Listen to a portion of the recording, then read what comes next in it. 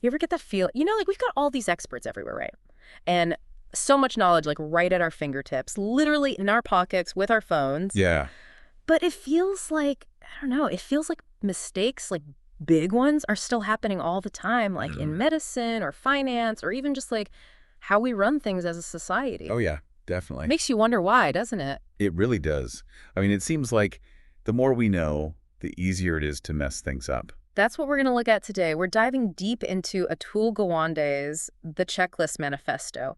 And it's a fascinating look at how even the smartest people in the most complicated fields can make really basic errors. Exactly. Yeah. The book really dives into this idea, and it kind of blows your mind. Like, as we get more specialized and more knowledgeable, our ability to handle all that information reliably actually decreases. So you're saying it's not about not knowing enough? Right. It's not always about a lack of knowledge. It's about consistently applying what we already know. And that's where the checklist comes in. And that's what we want to unpack for you today. Why do these preventable errors keep happening, even when the expertise is there?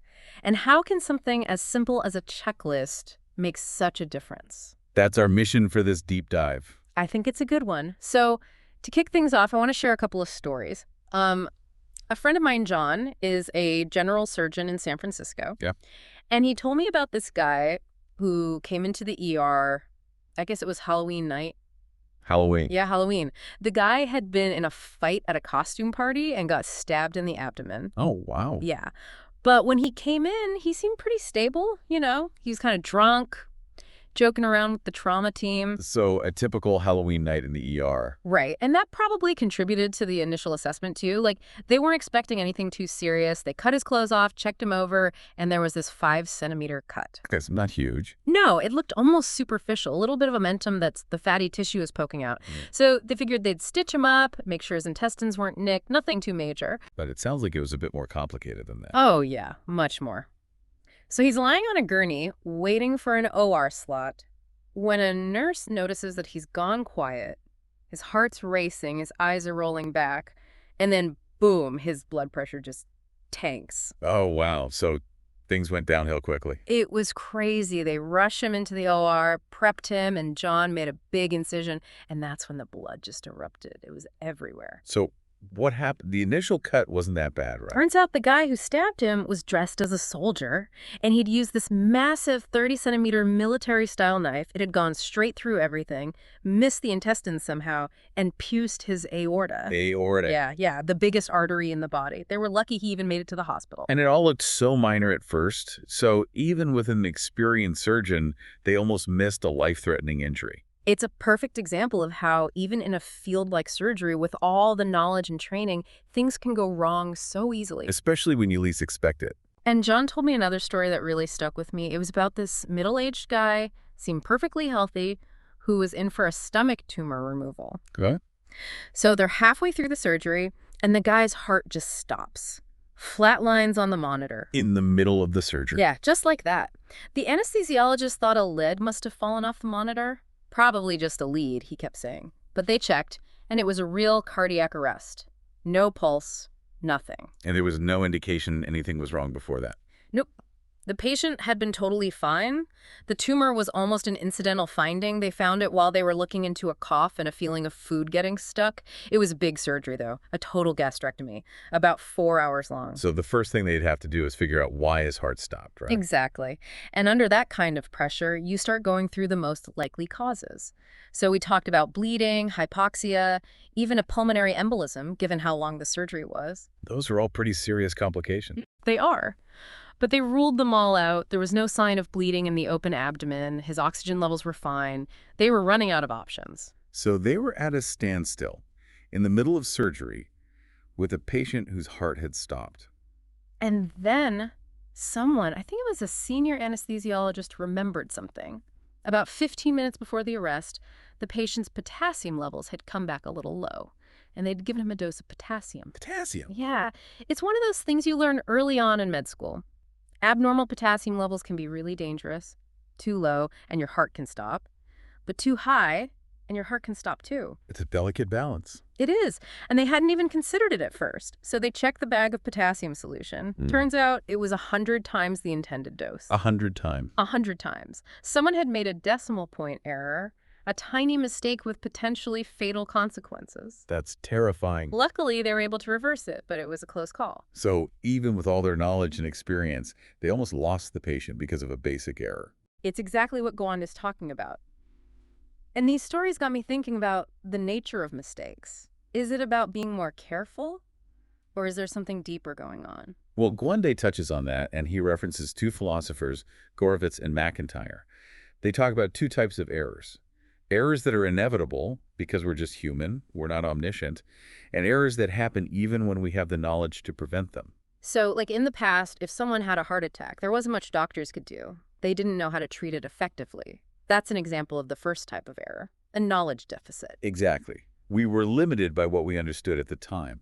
But today, we know a lot about heart attacks. We can prevent them, we can treat them effectively. We have clot-busting drugs, angioplasty, stents, bypass surgery. But the problem now, as Gawande points out, is that we often know what to do, but we don't always do it correctly or in time. It's not a lack of knowledge, it's a failure to apply that knowledge consistently. And that's the second type of error. A capability deficit. And it goes beyond individual competence. It's about the systems we work in. He talks about this happening in all sorts of fields, not just medicine, disaster management, law, even finance.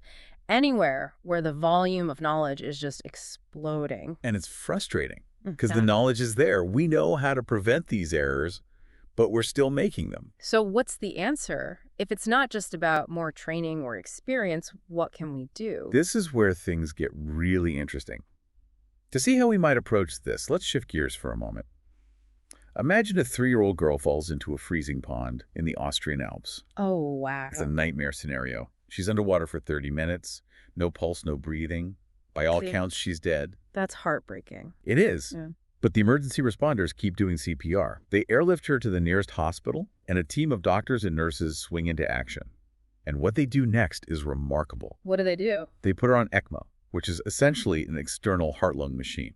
It takes over the work of her heart and lungs, warming her blood and getting oxygen to her tissues.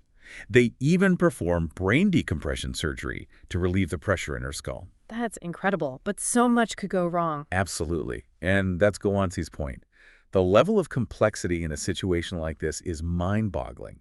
And yet this team, in a relatively small community hospital, managed to pull it off. It makes you think about the sheer volume of knowledge in medicine, all those different diseases, syndromes, treatments, procedures. It's impossible for any one person to keep it all in their head. Not to mention the incredible specialization. Even within a single hospital, you have dozens of departments, hundreds of different conditions being managed. It's a far cry from the days when one doctor could handle everything. And then you have intensive care units, ICUs. Places where lives hang in the balance every day. Ventilators, feeding tubes, dialysis machines. A constant stream of medication, monitoring interventions. Gawande mentions a study where they observed ICU patients and found an average of 178 medical interventions per patient per day. 100. Even with a low error rate, that's still a lot of potential for mistakes. And the longer someone stays in the ICU, the more vulnerable they become to things like infections, blood clots. He tells the story of Tony, a Noger driver who ended up in the ICU after surgery. His case was really complicated, multiple organ failures. He needed an arterial line, a central venous catheter, a dialysis line. And a ventilator to help him breathe. It's just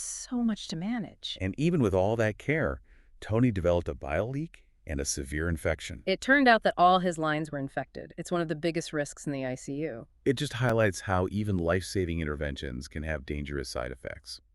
And Tony's case was far from unique. So if we have all this knowledge, all this technology, all these specialists, why are we still struggling? Gawande suggests that we need a new way to manage complexity, especially in high-stakes environments like medicine. And he points to a surprising solution: the checklist. The checklist, like the kind you use for grocery shopping. It might seem overly simplistic, but checklists have a remarkable track record in other fields, like aviation. I know some pilots use checklists, but I always assumed it was mostly for routine things. It started that way. Yeah. But Gawande tells this fascinating story about the Boeing Model 299, a bomber that was way ahead of its time back in the 1930s. They called it the Flying Fortress. I've heard of that. It was supposed to be the next big thing in military aviation. But during a test flight, it crashed shortly after takeoff. What happened? Pilot error. The pilot, a very experienced guy, simply forgot to unlock the elevators, which are these control surfaces on the tail. A seemingly small oversight with huge consequences. Exactly.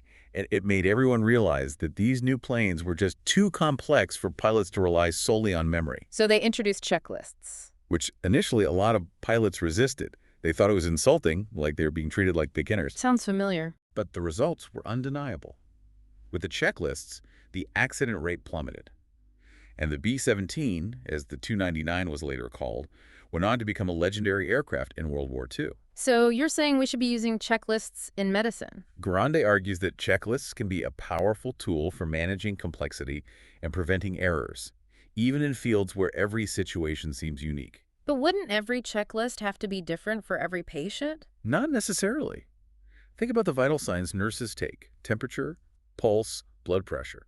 That's a form of checklist. It's a way to ensure that certain basic information is always gathered. And Gawande says that checklists can do much more than that. They can help us overcome memory limitations, prevent us from skipping important steps, and even improve communication and teamwork.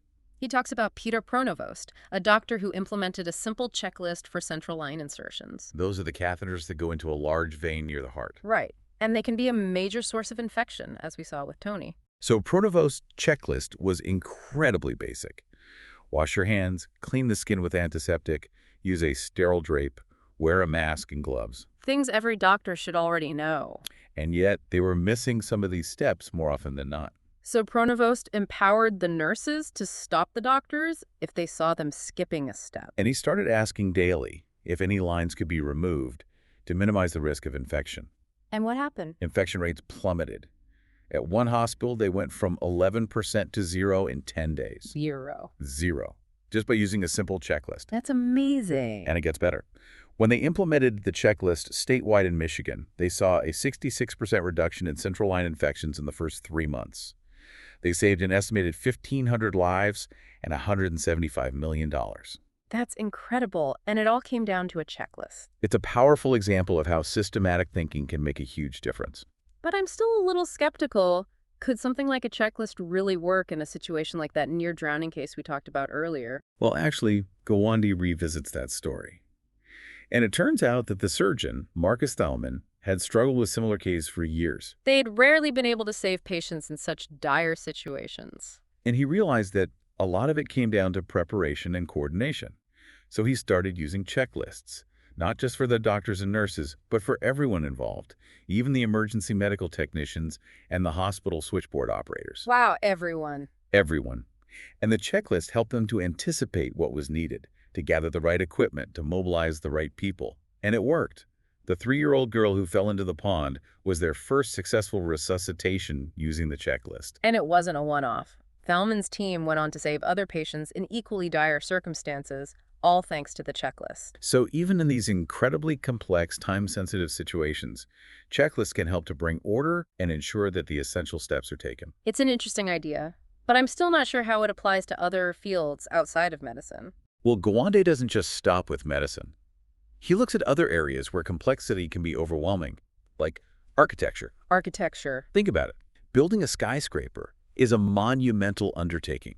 The level of detail, the coordination of different trades, the potential for disaster if something goes wrong. I remember seeing this new hospital being built a few years ago. It was massive, spanning an entire city block, 11 stories high, 3 levels underground. And it's not just about the size, it's about the interconnectedness of all the different systems.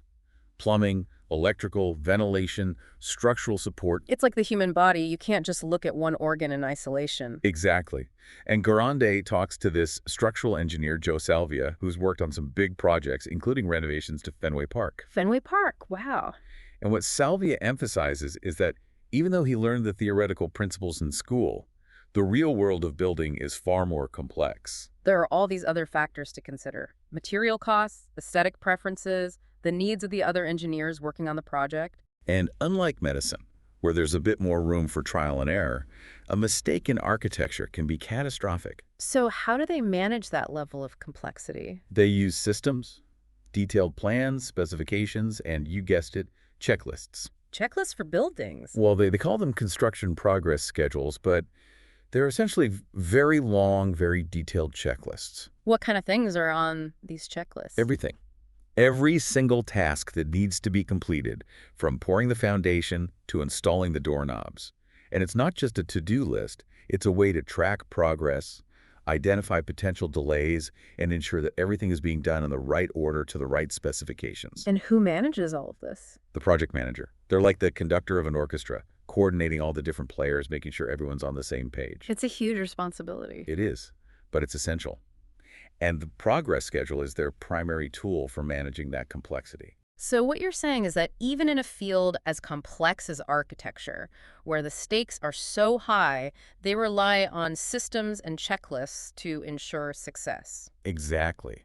And Gawande argues that we can learn a lot from this in other fields. It's a fascinating idea. I'm starting to see how checklists could be more than just a reminder to wash your hands or unlock the elevators. They're about building in safeguards, creating systems that help us to overcome our human limitations. So what are the key takeaways for our listeners today? I think the biggest takeaway is that we can't rely solely on individual expertise, no matter how brilliant or experienced someone might be. We need systems to support us, to help us manage complexity and prevent errors. And checklists can be a powerful tool within those systems.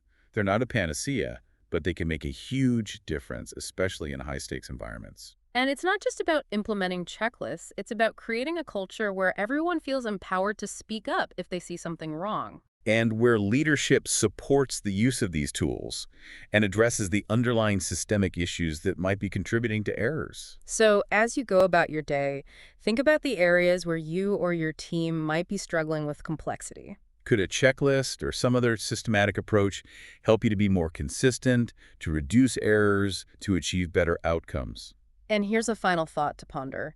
If something as simple as a checklist can make such a difference, what other seemingly basic solutions might we be overlooking in our quest to manage the ever-increasing complexity of our world? Are we letting our resistance to simplicity hold us back from achieving greater reliability and safety? That's a great question, something to think about. It is. Thanks for joining me for this deep dive. You're welcome. It's fun. Until next time. See ya.